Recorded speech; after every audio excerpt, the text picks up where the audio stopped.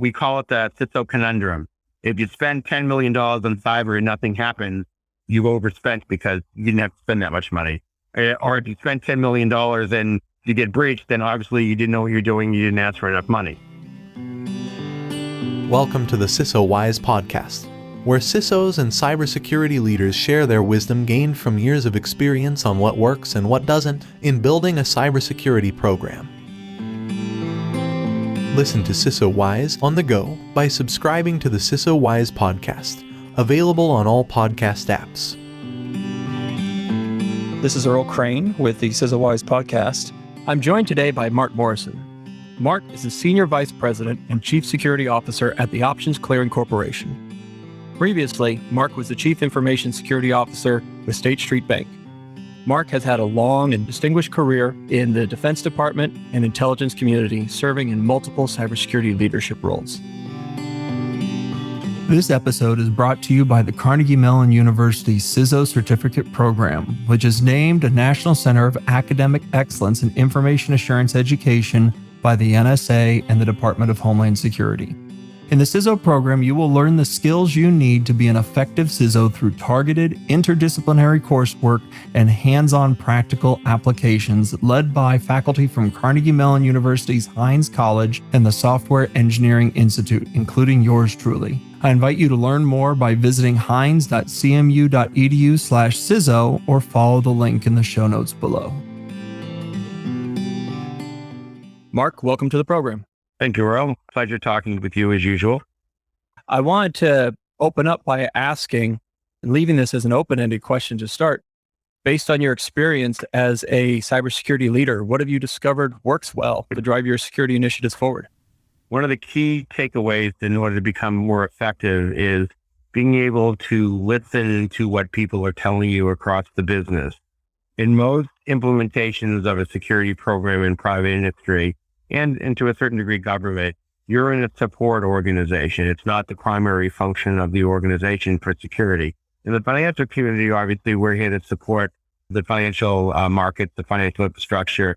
And at OCC, where we are the central counterparty and clearing organization for all derivative options within the United States. So you really have to understand and tie your security risk profile to what's critical to the business operation. And you can start by breaking those down into the three major security areas of confidentiality, integrity, and availability. Where we are as a financial utility, availability is paramount for us. So we put a lot of focus on being able to identify threats and reducing the risk of keeping OCC from being able to process and clear options within the financial market. And we do still obviously look at the risks and the threats associated with integrity-based attacks and certainly any breach of our information. But really, if we don't clear options, it's a bad day.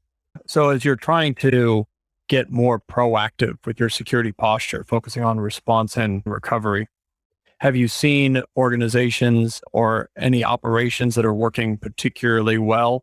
Yeah, I've seen now that the more sophisticated threat intelligence assertions, whether you get it from commercial or you get it from the ISAC or from other type of consortium, and being able to automatically ingest those indicators of compromise and other security indicators beyond the signature-based antivirus type activities that we're using. The next gen tools are using more machine learning heuristic type algorithms to help identify trends and techniques that adversaries are using. And then following that through into your STEM or whatever you're using for your data analytics to be able to identify patterns of malicious activity. I think that is helping out quite a bit. I think that's starting to take hold across the community. I think we're universally in the defensive cyber world. I think we're seeing some returns on investment in that area. Have you seen organizations falling behind? Oh, yeah. I mean, it all depends on where you view in your board and what your risk tolerance and risk appetite is. So all boards are going to say there's cyber risk appetite as well. No one's going to come say, yeah, we're willing to take a lot of cyber risk. That just doesn't happen. So the real thing is that based on a quote unquote low risk appetite, how do you really define your tolerances and what your limits are for those tolerances? What are you willing to really accept? And what corresponding investment are you made to reduce that risk into what you believe your acceptable range is? And that's the balancing act that occurs all the time. What are some of the challenges that you ran into in understanding those critical business processes, critical elements? It depends on the maturity of the overall organization. How well does anyone in the company really understand data flows? Where is data going? What state data is? What state the data is at any point in the process? And really understand, instead of looking at a system or an application level, you're looking at an end-to-end process situation. So it's easy to say, we're going to protect all of our data by encrypting everything. Encryption does come with a cost. For example, whenever you're really processing the data, you've got to decrypt it to actually process it and use it. So there are vulnerable points. Even if you say we're encrypting all of our data in transit and in rest, you've got to understand what that means and what the limitations of that are as that data entity transits throughout your business process. The other challenge is being able to monetize the risk in the cyber world. It's always been a challenge of actually putting a dollar cost on a loss or a breach. How much you have to do for the cleanup or the breach of forensic analysis. But really, what is that loss of data, that loss of confidence, that loss of business processing? What does it really mean to the business and the critical business processes again? So what you don't want to end up doing is you want to spend $100,000 to effectively mitigate $1,000 risk. You've really got to be able to identify what your loss ratios are and be able to tailor your controls to minimize that on the most important parts of your system. So we're saying that we're going to be more secure and bad things won't happen doesn't cut it. What you really have to be able to identify, if I spend X amount of dollars in this area, this is where we're going to facilitate the business, or this is where, more importantly, we're going to be able to reduce or eliminate a potential risk loss. We're more of a loss or a cost center. So, and we're always preventing bad things from happening.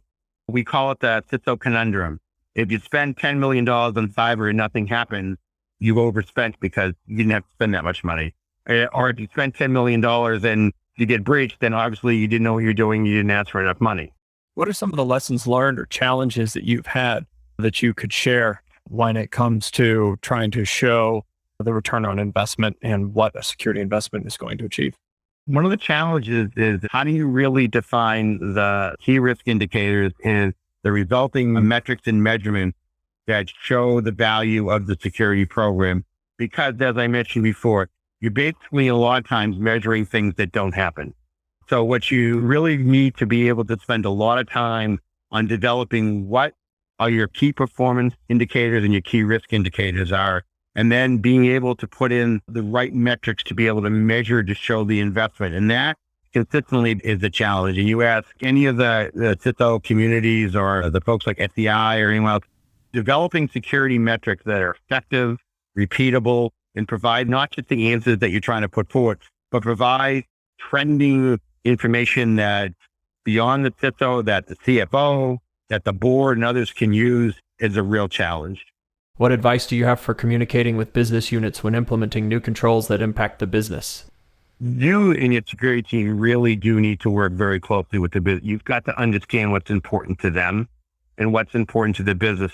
Implementing a security control in the wrong way that you may think provides a significant increase in your security profile could have a very disastrous effect on your business processing.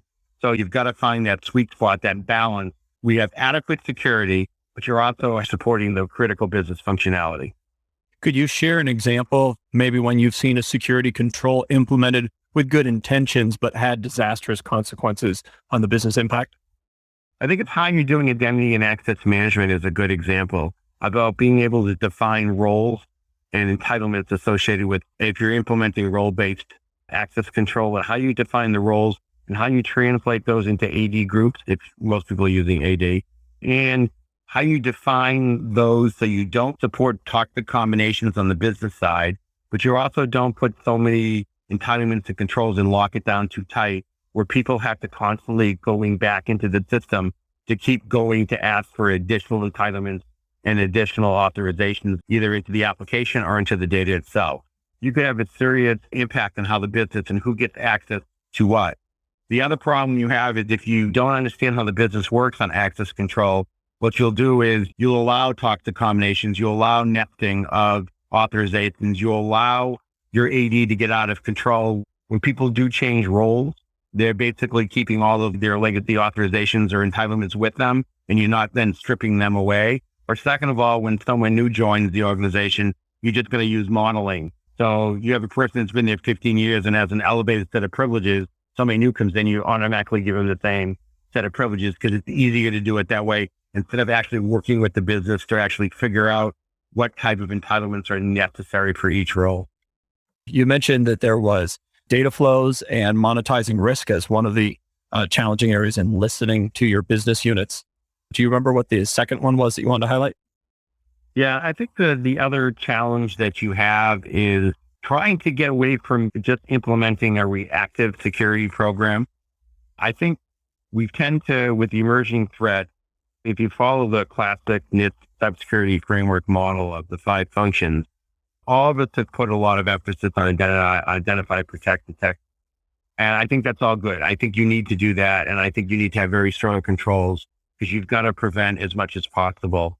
So with today's emerging threat, and we're seeing larger scale attack patterns by more sophisticated cyber criminal elements as well as nation states, you've got to realize that at some point, most likely with a determined sophisticated adversary and the amount of vulnerable points within your network, human insider threat to phishing to lack of patching or vulnerability control, I think you're going to have to put more emphasis on your ability to respond and recover from an incident.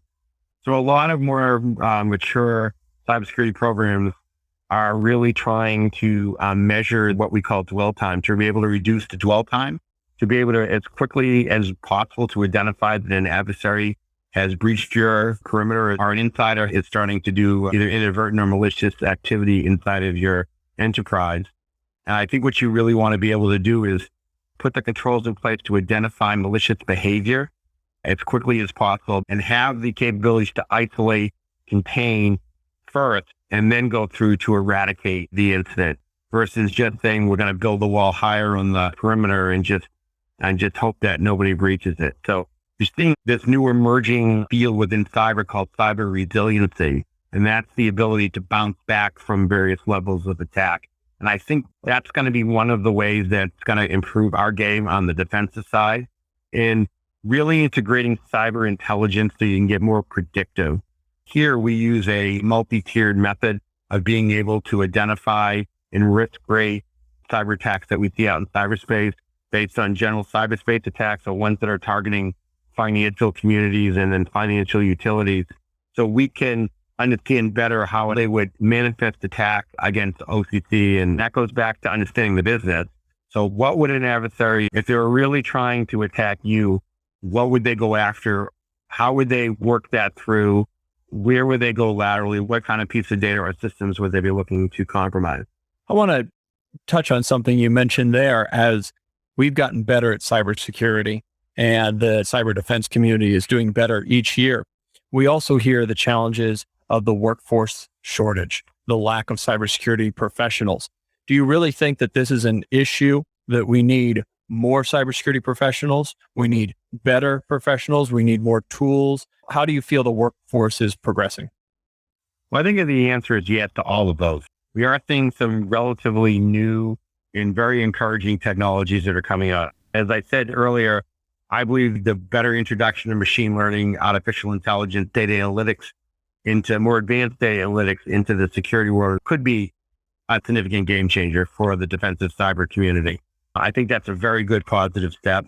I also think on the cyber workforce, I think it's a twofold. Obviously, it's a numbers game where we could obviously use more folks that have been trained in the basic parts of cybersecurity. We're seeing more of that being pushed down lower levels. A lot of colleges and universities now offer either concentrations or degrees in information security, cybersecurity, whatever that. In the past, you either had to get an EE or a comp sci degree, and then you learned cybersecurity once you got on the job.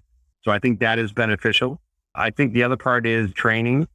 I think a lot of companies are realizing that you're not going to go out and find all the talent that you need. So you have to kind of grow your own. And I think companies like ours are taking individuals from IT or other organizations and then sending them back to some of the very proficient college universities or other type of programs that offer very comprehensive cybersecurity training And that's turning out to be very beneficial for helping us out. I still believe personally there's a wealth of untapped talent out there for military that have really built up their cybersecurity programs with the Cyber Command and the associated military support elements. I think there's a lot of talent that's untapped that's coming out of there as well that private industry could utilize better. Any insights around organizations that are trying to make an adequate cybersecurity investment in their capabilities? For example, how do you ensure your cybersecurity program is adequately staffed and has appropriate capabilities? I think the large thing for the younger workers is offering more programs like work from home, remote working. It's more difficult. You limit yourself if you have a specific geographic location and you're not willing to expand. Obviously you can't open offices everywhere. I think it's proactive and it shows that you're willing to invest in talent wherever they want to reside. We do that here at OCC. I think the other part of it is that we have a very aggressive internship program with some of the universities here in Chicago that allow us to bring in interns, allow them to see what operating in a corporate security environment looks like. We get the benefit out of their knowledge on the latest technologies they're being taught in college. And a lot of times those translate into full-time positions after they graduate. I think the third part is that where the market is really the tightest is that 10 to 15-year experience level. And right now, the people that have solid experience in those levels, especially on the newer technologies like cloud applications, mobile, they're at a premium right now. And a lot of companies are scrambling hard to try to find and attract those individuals and bring them into their organizations. You mentioned earlier about the quality of individuals coming out from Cyber Command and the enhanced training that's coming in. What successes have you seen with anyone with a transition from military service into civilian cyber service? I'll be honest with you, I have seen very few failures in that area. Anyone that's coming out that has that solid training from the military, they come out well-trained. They know what they're doing. In a lot of cases, like in the financial and in other critical infrastructures, they concentrate more on nation-state attacks. We're also subjected to nation-state attacks. So they do understand some of the threat space, but a lot of the techniques are the same. They know how to work in a collaborative environment. And I think that's probably one of the keys is that security has to be integrated into all aspects of your operations. If it's always looked at as a secondary capability or a secondary function, you've lost that battle. It's going to be considered to be the prime business space. And that role as a CISO is to reinforce that security is not there to put obstacles in your way. We're actually there to clear obstacles that may arise. I think that's a solid bookend to some of your earlier comments about supporting business and integration. I think this is extremely helpful for CISOs and aspiring CISOs and other security executives to be able to hear your perspectives. And I appreciate you taking the time to share with us here on the podcast. Well, thank you, Earl. I appreciate you reaching out and good luck. You have been listening to the CISO Wise podcast. Learn more about how you can get the wisdom and insights of a world-class CISO as your cybersecurity mentor at www.cisowise.com.